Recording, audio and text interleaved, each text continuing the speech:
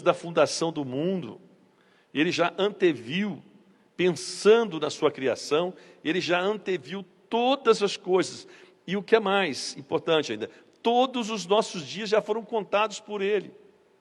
Ele não nos criou robôs, não nos criou um fantoche, um boneco, mas Ele criou você e eu, criou todos nós, como seres, né, como filhos, como filhas, e deu a nós inteligência, deu a nós capacidade, deu a nós dons, e tudo isso que Deus colocou para nós é para que nós possamos, de fato, ouvir, entender, aprender e ter atitudes.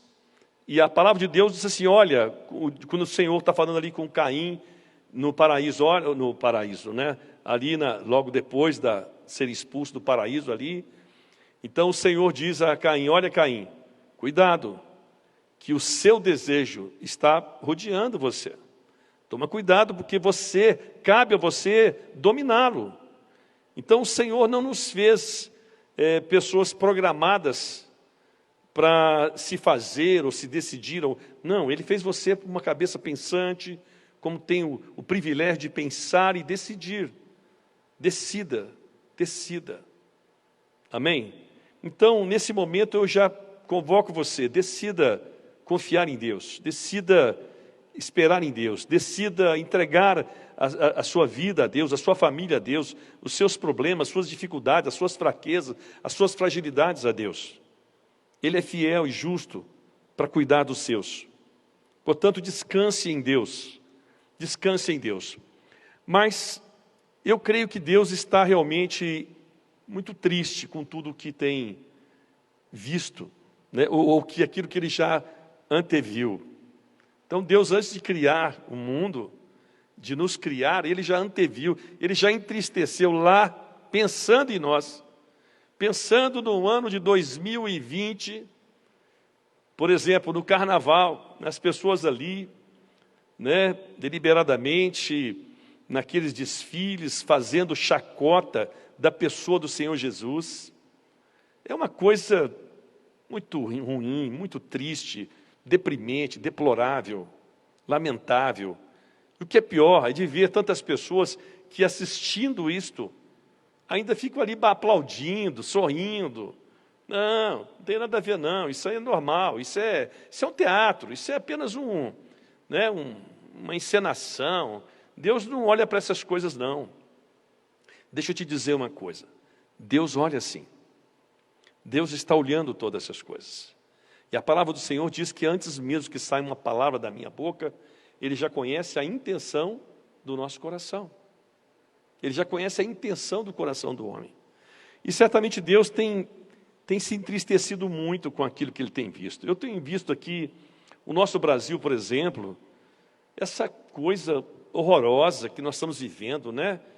Essa política, uma coisa horrenda, onde homens que deveriam ocupar o seu cargo, a sua função de pessoas equilibradas, sensatas, coerentes, conhecedores de seus deveres, suas obrigações, seu compromisso com a sociedade, elas estão, é impressionante, elas estão totalmente atordoadas, adoecidas, perturbadas, né? Perturbadas, porque cada um olhando para os seus próprios interesses, cada um olhando para o seu próprio umbigo, cada um querendo resolver as suas próprias questões, né? Suas questões pessoais. E quando a humanidade que carece, o nosso país, que é um país que necessita, que é carente, um povo pobre, um povo que carece de muitas coisas básicas, elementares até, estão muitas vezes esquecidos, abandonados, não é? De um lado, porque não existe uma justiça que realmente trabalhe, né, no propósito daquilo que Deus estabeleceu, cuidar dos órfãos, né, das viúvas, das causas dos necessitados, acudir aquele ou aquele outro, porque somos uma família, independente de credo, independente de religião, independente da criação, independente do seu status, independente da sua condição socioeconômica e cultural, todos nós somos iguais aos olhos de Deus. O que nos diferencia aos olhos de Deus é o quanto eu ou você ou nós buscamos Deus, quanto eu e você buscamos mais dependermos desse Deus que faz todas as coisas, que vê todas as coisas, que conhece todas as coisas. E Ele colocou isso nas nossas mãos, amados. Para isso Ele colocou uns como administradores, como governantes, como pessoas que são formadores de opinião, que nesta hora deveriam estar ocupando sua função com dignidade, com sobriedade, com equilíbrio, com sabedoria, com temor de Deus. E nós estamos vendo um desajuste total, um desequilíbrio pleno na sociedade, né? A gente fala hoje sobre essa questão da pedofilia, pessoas falando que isso é normal, não tem que se aceitar isto. As pessoas estão falando a respeito da erotização de crianças, ou seja, prematuramente querem colocar as crianças debaixo de um jugo desigual. Elas que não têm capacidade ainda de discernir ou de poder de escolha, mas estão já infiltrando nas escolas, né, a mídia, tudo isso fazendo com que os valores da família sejam degradados, sejam destruídos. Esse consumo de drogas de uma forma arbitrária, levando as pessoas precocemente ao uso, né, das drogas. A questão também da ideologia de gênero, que tem sido lançada, meu Deus, balbúrdias. As pessoas em alguns países podem escolher entre casar-se com uma árvore, com um bicho, com um animal. Então, nós precisamos ser coerentes. Nós temos um manual de vida que chama Bíblia Sagrada. Há um princípio bíblico, Deus estabeleceu o princípio para todas as coisas. Ele criou todas as coisas e ordenou todas as coisas. Mas o homem, já logo no começo, e a mulher, lá no paraíso, quando tudo parecia mil maravilhas, eles optaram uma carreira solo. Seguir uma carreira como se, não, eu posso me virar. Eu não preciso totalmente de Deus.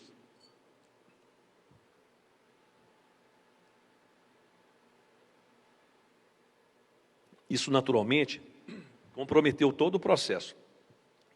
Para aqueles que são tradicionais, que falam, não acredita em maldição hereditária, deixa eu dizer para você, a palavra de Deus diz que destituídos estávamos da glória de Deus, pelo pecado dos nossos pais, Adão e Eva.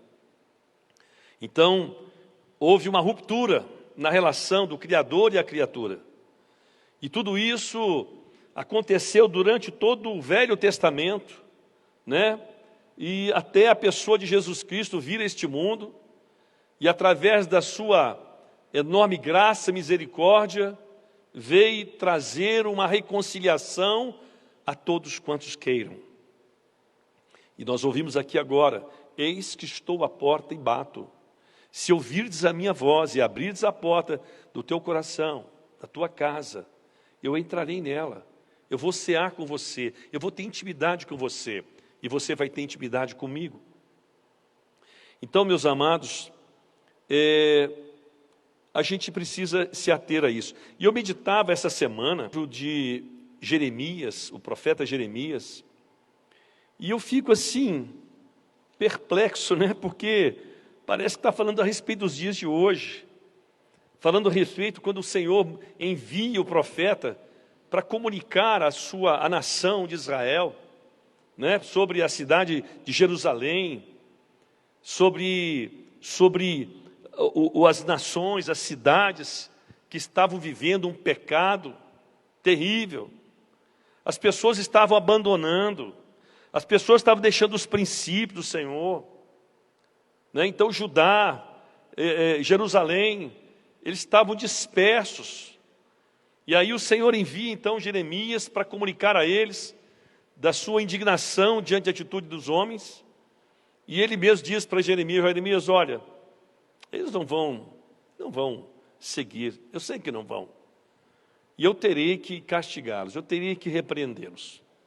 Eu terei que enviar um exército para que vá contra eles e eles possam realmente, na escassez, nas limitações, das pragas, nas enfermidades, eles possam, de alguma forma, se render, se arrepender, se converter e voltar para mim.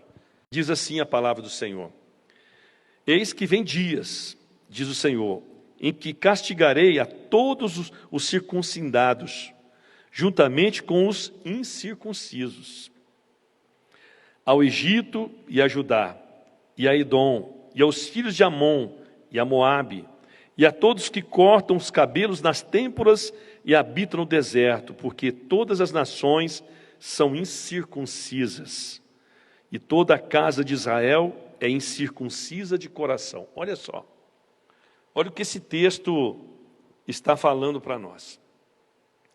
Que ele está dizendo exatamente o que acontece nos dias de hoje. Muitas pessoas já tiveram experiências com o Senhor, tiveram experiências com Deus. Eles vieram há algum tempo, um dia na igreja, ou na rua, um momento que tiveram um encontro com o Senhor. Tiveram um encontro com o Senhor, na sua cabeça ele lembra que ele realmente chorou, se prostrou, ele confessou o senhorio de Jesus para a sua vida, caminhou um tempo com o Senhor, passou pelas águas, né? Passou pelas águas, foi batizado. Então, essa pessoa tem uma impressão, um entendimento de que ela é convertida literalmente. Acontece, amados, que muitas vezes as pessoas passam por situações semelhantes a essa. Elas vêm a um culto, assistem uma ministração, elas têm um quebrantamento de alma muito grande, fervoroso, ficam quebrantados da alma, triste, né? E ao mesmo tempo recebe aquilo com uma certa alegria, mas uma alegria passageira. Por quê?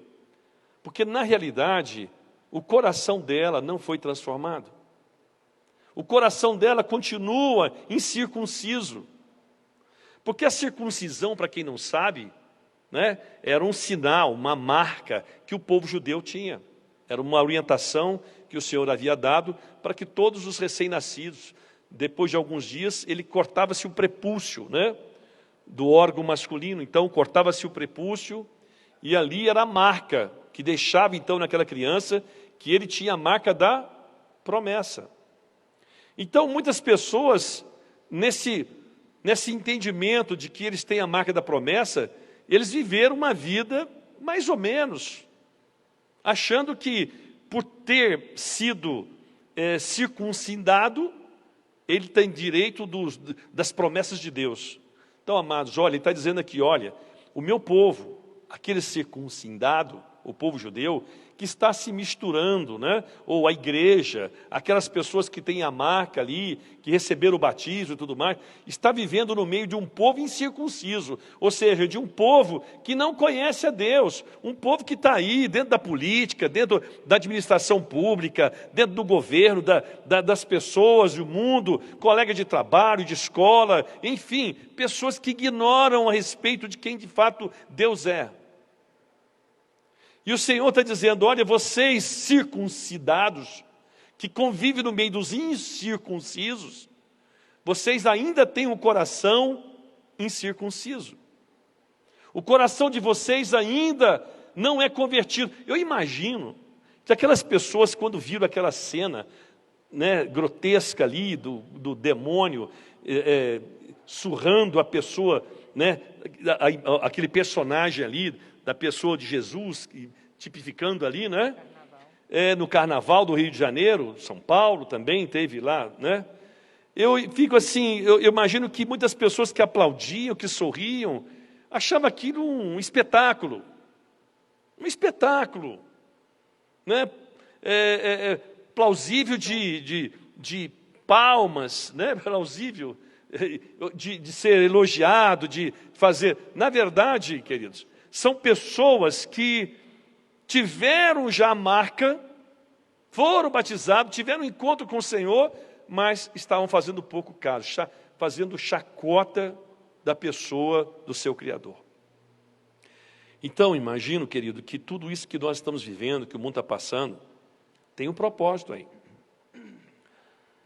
O propósito, eu dizia hoje com minha esposa, que não é só fazer você ficar em casa. Isso é muito bom, não é? É ou não é, amor? Estamos juntos, cuidando do outro, nossos filhos estão, um lá em São Paulo, a filha no São Paulo, o filho lá em Santa Catarina. A gente está lá os dois, namoradinhos, né? Um cuidando do outro, ajuda aqui, ajuda ali. Isso é muito bom, é gostoso. Nós estamos fazendo um concerto, estamos desconstruindo algumas coisas e construindo outras, pontes, não é verdade? Sim. Só que deixa eu dizer uma coisa para você. Não é só isso. O propósito maior não é só restaurar seu casamento. O propósito maior não é só ter um tempo maior com seus filhos. O propósito maior, querido, que Deus está fazendo é, ei, perceba, eu estou aqui, eu estou à porta, batendo, deixa eu entrar na tua vida, deixa eu entrar no teu coração, deixa eu entrar no teu casamento, deixa eu entrar na sua vida profissional, deixa eu entrar na sua vida financeira, deixa eu entrar na sua vida espiritual. Ei, acorda, ó mundo, ó povos, ó nações, ó tribos, ó reinos, eu estou aqui. Eu estou no controle de todas as coisas. Vocês precisam acordar. Vocês precisam abrir os olhos. Vocês precisam enxergar. E a palavra de Deus diz aqui também, no próprio livro de Jeremias, ele fala assim, ele diz assim no 5:21, ouvi agora isto, ó povo insensato e sem entendimento, que tendes olhos e não vedes, tendes ouvidos e não ouvis. Aí no 6:10 ele diz, a quem falarei e testemunharei para que ouçam? Eis que os seus ouvidos estão incircuncisos e não podem ouvir. Eis que a palavra do Senhor é para eles, coisa vergonhosa, não gostam dela. Está vendo, amados? Muitas vezes nós temos emprestado os nossos ouvidos, muitas vezes temos emprestado o nosso coração para coisas indevidas, para coisas que não deveriam. Nós deveríamos estar priorizando o reino de Deus, a sua justiça, né? A sua graça, a sua misericórdia. Eu vejo que muitas pessoas estão vivendo essa balbúrdia numa ideia, sabe, daqueles que tiveram uma experiência, a marca do batismo, que agora pode todas as coisas. Deixa eu dizer, graça e lei são coisas diferentes. A graça de Jesus, como eu estava ouvindo hoje, né, o pastor Costa Júnior ministrando, e ele falando sobre isso, que na realidade são coisas que a graça veio cumprir a lei. A graça não é uma atitude de irresponsabilidade, pelo contrário.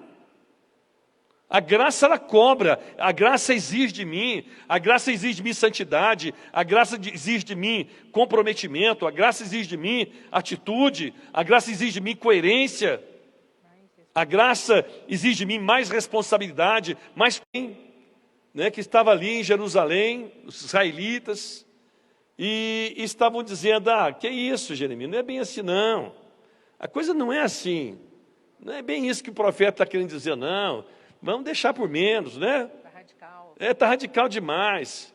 E não é diferente, né, irmãos? Hoje as pessoas estão dizendo, não, isso é normal, fica tranquilo. Não, isso é coisa da lei, irmão. Nós damos a graça agora. Agora é a graça. Isso é...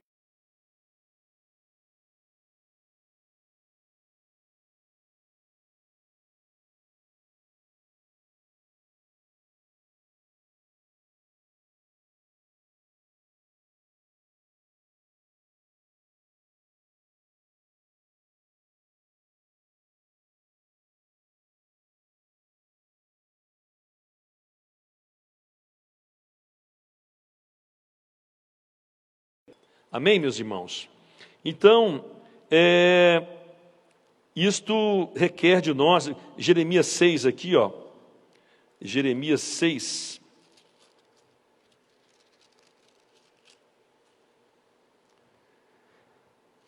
A partir do verso 16, assim diz o Senhor: ponde vós no caminho e vede, perguntai pelas veredas antigas, qual é o bom caminho? Andai por ele e achareis descanso para a vossa alma. Mas eles dizem: não andaremos.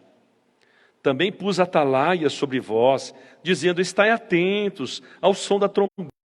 Mas eles dizem: não escutaremos. Portanto, ouvi, ó nações, e informa-te, ó congregação, do que se fará entre eles. Ouve tu, ó terra, eis que eu trarei mal sobre este povo, o próprio fruto dos seus pensamentos, porque não estão atentos às minhas palavras e rejeitam a minha lei. Para que, pois, me venha o incenso de Sabá e a melhor cana aromática da terra longínqua, os vossos holocaustos não me são aprazíveis, e os vossos sacrifícios não me agradam. Portanto, assim diz o Senhor: eis que ponho tropeços a este povo, neles cairão pais e filhos, juntamente o vizinho, o seu companheiro, perecerão. Terra do norte, e uma grande nação se levanta dos confins da terra. Terra do norte, e de uma grande nação se levanta dos confins da terra. Trazem arco e dardo. Eles são cruéis e não usam de misericórdia. A sua voz ruge como o mar, e os cavalos vêm montados como guerreiros, em ordem de batalha contra ti, ó filha de Sião. Ao ouvirmos a sua fama, afrouxam-se as nossas mãos, angústia nos toma e dores como de parturiente. Não saias ao campo, não andes pelo caminho, porque o inimigo tem espada e há terror por todos os lados.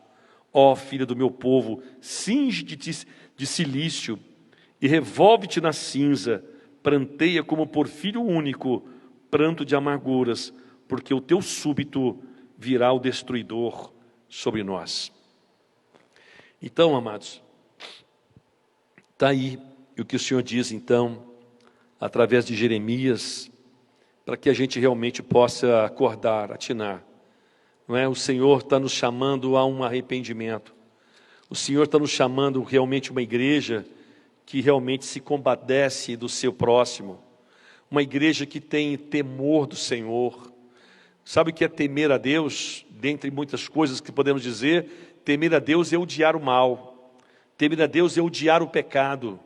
Temer a Deus é odiar as coisas que não agradam ao Senhor. Isso é temer a Deus, não é ter medo de Deus.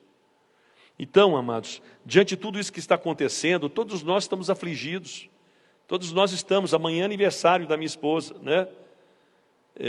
E já pensou, vamos ter que fazer lá uma festinha a dois.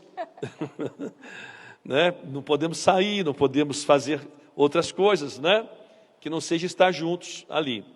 Então, tudo isso, naturalmente, você deve estar cheio, cansado de férias, né? Está doido para trabalhar, doido para voltar ao seu dia a dia, a rotina.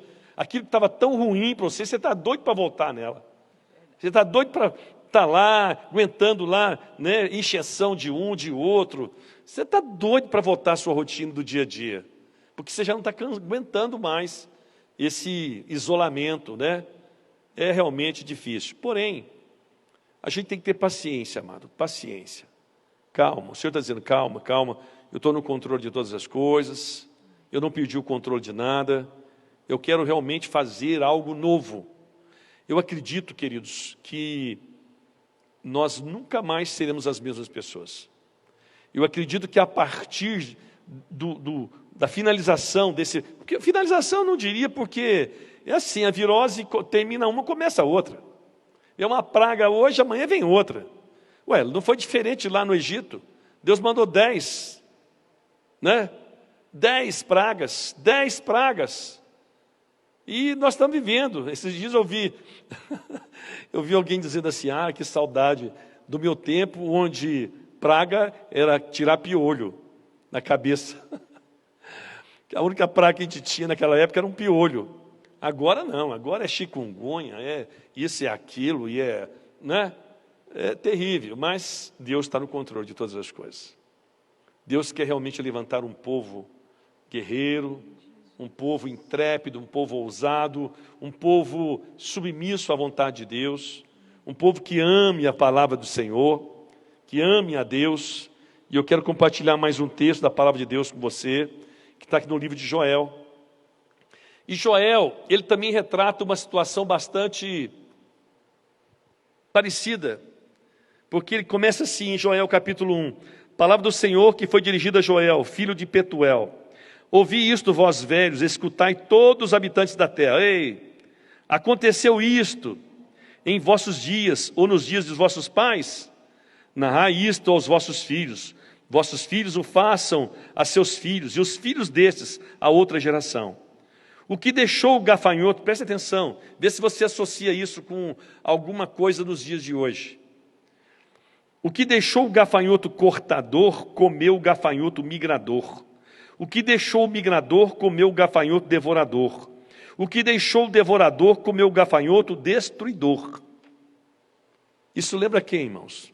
Lembra a nossa bela classe política, né? Os nossos políticos, que na verdade uma corrupção desenfreada, pessoas vivendo de suborno, de propina, de engano. Hoje você vê uma grande maioria no Congresso Nacional de pessoas que na verdade estão cegos às necessidades alheias, mas ávidos pelos seus próprios interesses.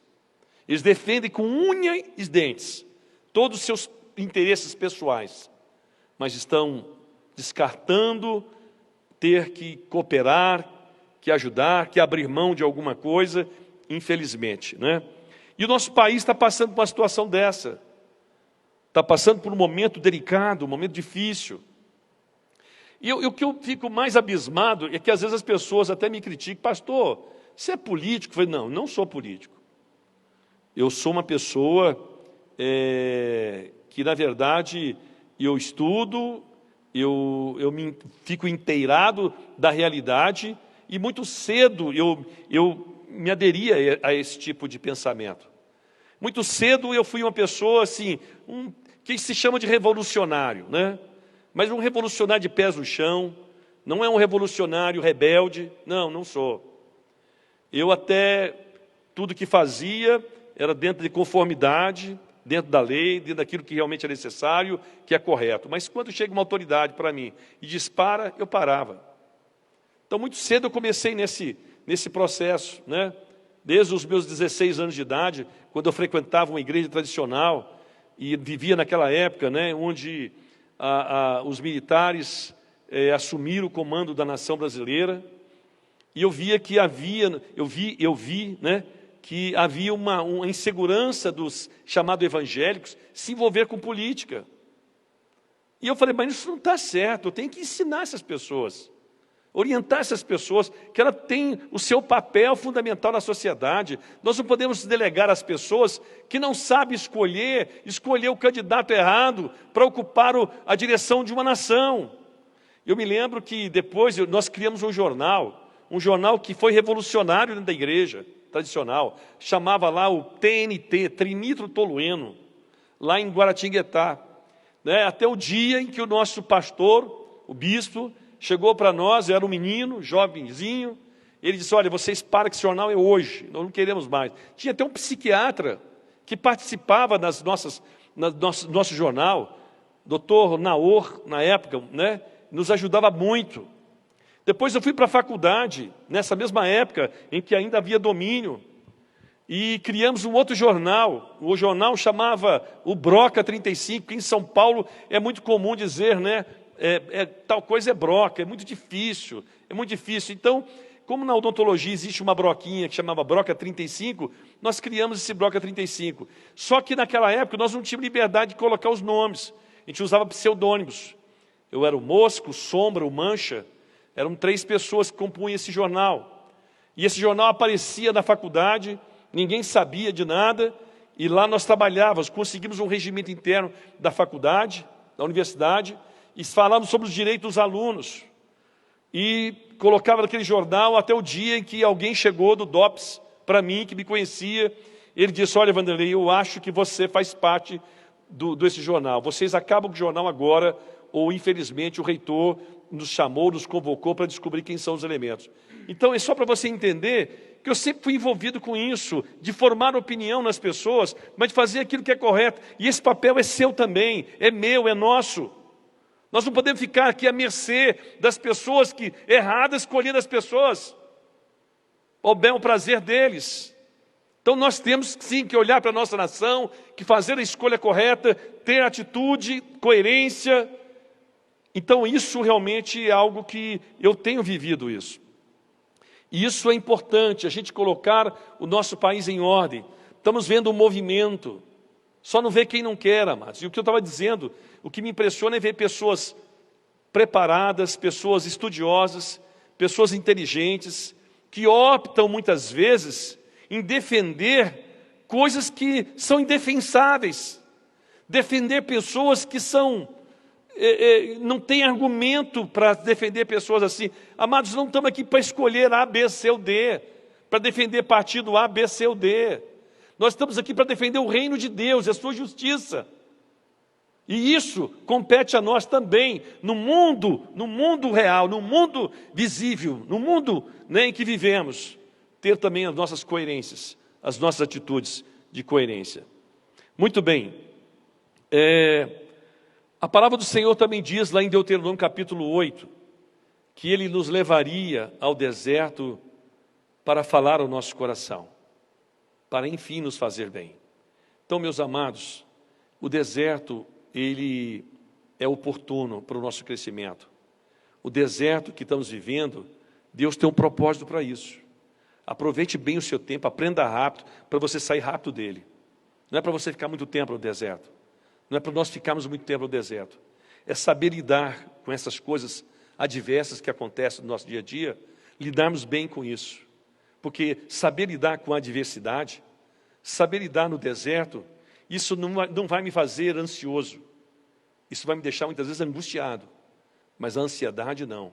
Porque a ansiedade muitas vezes ela é fruto da minha incredulidade. A ansiedade muitas vezes é fruto daquilo que eu desconheço. A ansiedade é muitas vezes fruto daquilo que eu não tenho noção do que vai acontecer. Eu estou totalmente descontrolado. Não há ninguém que controle essa situação. Isso gera ansiedade. Agora, angústia não. É angústia para quem tem senso de destino.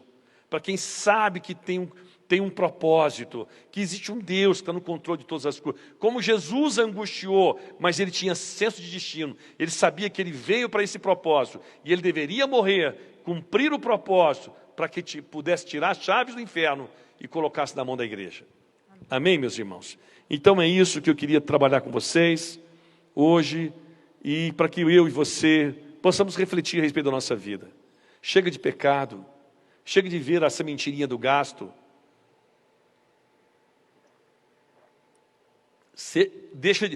Deixemos de viver essa vida meia boca espiritual, essa coisa de mais ou menos. Deus não veio buscar pessoas mais ou menos. Aliás, a palavra de Deus diz assim, olha, eu vim pelos enfermos, pelos doentes, não pelos sãos.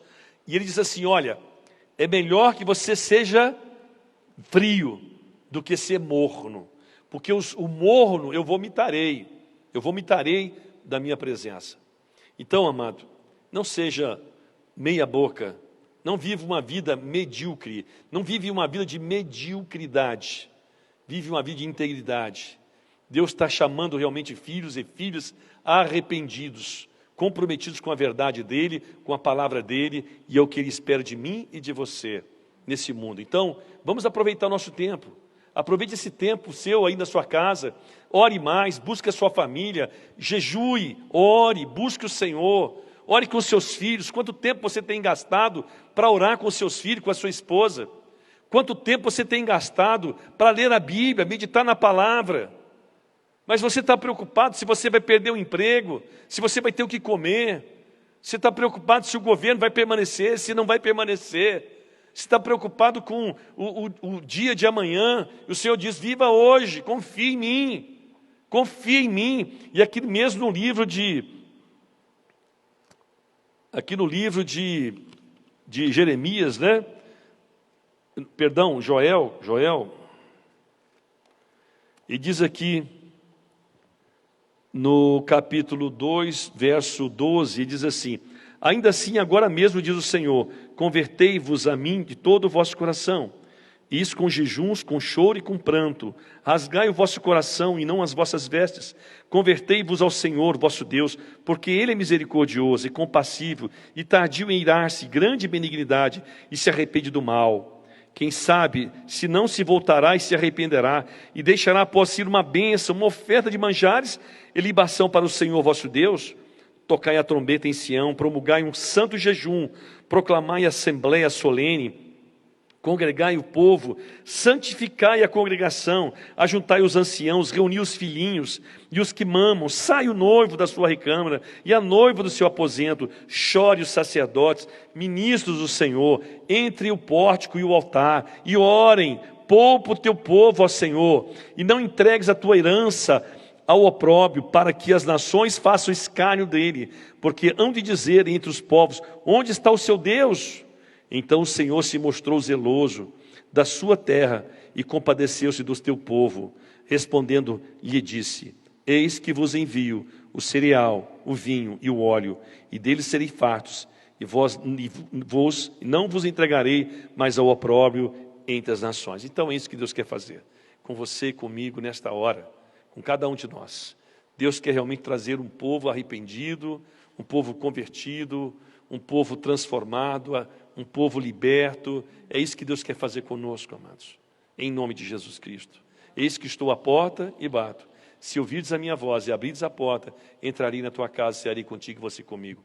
Não entre de qualquer forma, não convide o Senhor para entrar de qualquer forma na sua casa. Chame Jesus para entrar na sua casa, mas abra as gavetas, abra as portas dos quartinhos, abre aqueles seus baús que estão lá, cheio de chaves do seu passado, né, do seu presente, dos seus planos de futuro, coisas que você não gostaria que Deus intervisse. Apresente diante do Senhor, fale, Jesus, a minha casa está aberta, entra no meu coração, sonda-me, ó Deus, faz uma obra por inteiro na minha vida, eu quero ser liberto, eu quero ser curado, em nome de Jesus. Amém, amados? Muito bem, hoje também é dia, né, de celebrarmos a ceia do Senhor. É o momento em que nós vamos celebrar. Você está aí com a sua família, com a sua mãe, com o seu pai, com os seus filhos, com sua esposa, com seu marido. Quero convidar você nesse momento a pegar aí o elemento, o pão, né, o suco de uva, que representa aí o sangue de Jesus Cristo. Aqui estão os elementos, né? E eu queria, assim, que você se programasse nesse instante, nessa hora.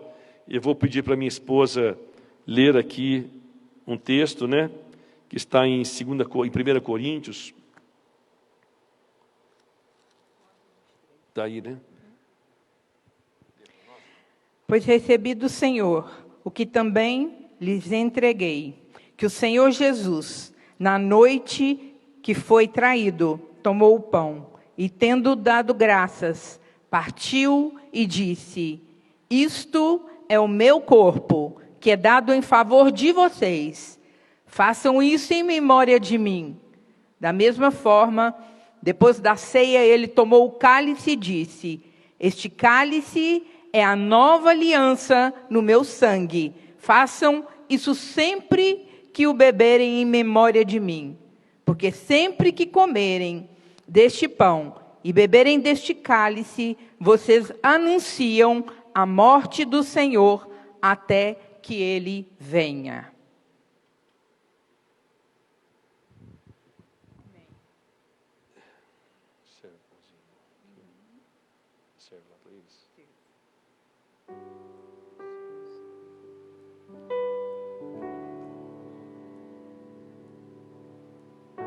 Vamos servir os nossos irmãos aqui também. Passa aqui para Renata. Renata compartilha, né, com eles.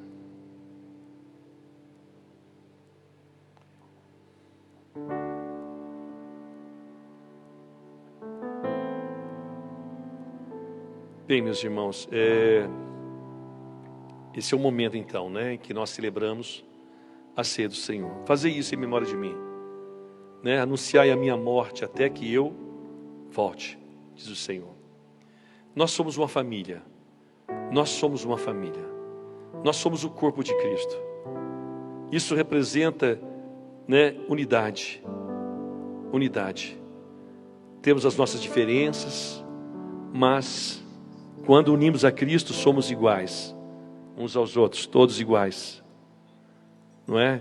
Então cada um de nós recebemos uma parte daquilo que é o Senhor Jesus. Portanto, esse pão que você está compartilhando agora com a sua família, você deve compartilhar agora com eles, para que possamos então, ao comer disso, né, como diz a palavra do Senhor, que o Senhor Jesus, na noite que foi traído, Ele pegou o pão, partiu e repartiu com os seus discípulos. Senhor nosso Deus e Pai, obrigado por esse tão grande sacrifício de Jesus Cristo, o Senhor. Aquele que veio a este mundo, morreu naquela cruz e ressuscitou. E deu a sua vida por nós.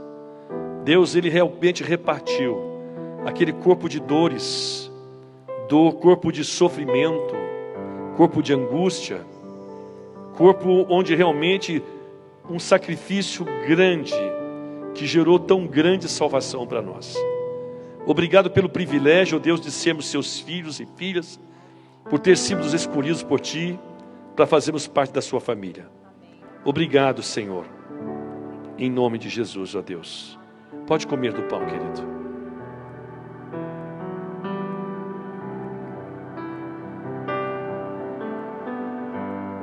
Semelhantemente, após ter repartido o pão, tomou do cálice e disse: esse é o cálice da nova aliança que faço convosco.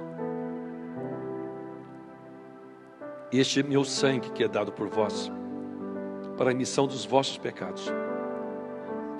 E todas as vezes que fizerdes isso, sabei, né, que isso é para que vocês possam lembrar da minha morte, a minha vida que foi dada por vocês. Esse meu sangue foi derramado na cruz do Calvário por cada um de vocês. E fazer isso em memória de mim até que eu volte. E o Senhor Jesus está prestes a voltar. Ele está prestes a voltar para buscar eu e você, a sua igreja. Uma igreja santa, uma igreja transformada, liberta, uma igreja curada. Aleluia. Senhor, obrigado por esse tão grande sacrifício, Senhor. Obrigado por esse sangue derramado na cruz do Calvário, pela remissão dos nossos pecados. Obrigado por esse seu amor imensurável por cada um de nós, Senhor. E por tão grande salvação através desse sangue. Muito obrigado. Pode tomar do cálice aí na sua casa.